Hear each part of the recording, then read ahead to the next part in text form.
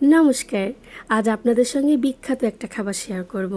মজাদার এবং লোভনীয়, অনেকভাবেই তৈরি করা যায়। আমি যেভাবে তৈরি করব সেটাই শেয়ার করব।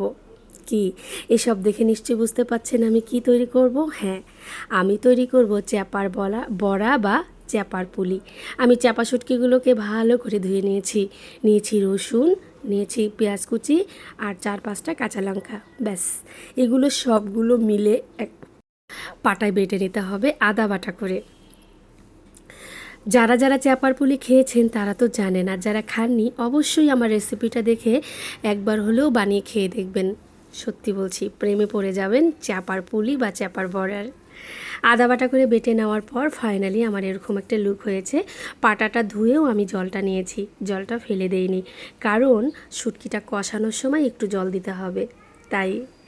তো তারপর আমি একটা ফ্রাই প্যান বসিয়ে নিয়েছি, ফ্রাই প্যানে আমি তেল দিয়ে দিয়েছি, তেলটা গরম হয়ে গেছে।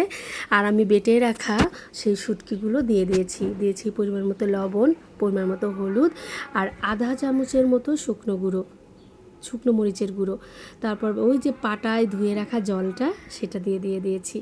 তারপর ভালো করে শুটকিগুলোকে কষিয়ে নেওয়ার পর ঠিক এরকম হয়েছে আমার ফাইনাল লুকটা। আপনারা চাইলে এটা দিয়ে গরম ভাতে এমনিও খেয়ে নিতে পারেন, সেই স্বাদ।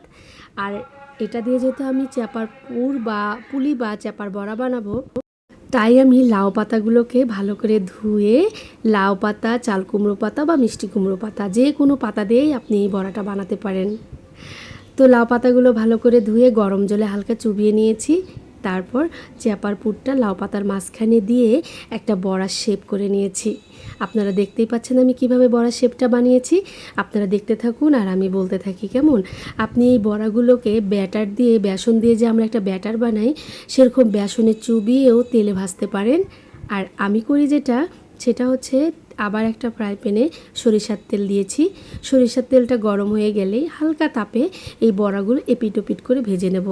মানে দু সিস্টেমেই পুলি বা চ্যাপার বড়া তৈরি করা যায়, যার যেমন ভালো লাগে। তবে আমার এভাবেই ভালো লাগে, প্যানের মধ্যে সরিষার তেল দিয়ে হালকা হিটে এপিট ওপিট করে ভেজে নেওয়া। আমার কিন্তু চ্যাপার বড়া অলমোস্ট রেডি হয়ে গেছে। এই যে আমার ওই শুটকি দিয়ে 6টা হয়েছে আর কি চ্যাপার বড়া। আমি ফ্রাই প্যানে আগে একটু সরিষার তেল দিয়ে রেখেছিলাম। তারপর আমি পাতার বড়াগুলো দিয়ে দেব। তারপর হালকা তাপে ঢেকে দেব। আস্তে আস্তে 2 পিঠ ভাজা হয়ে যাবে। কেমন লাগলো অবশ্যই জানাবেন। ভালো লাগলে লাইক করবেন, কমেন্ট করবেন। টাটা।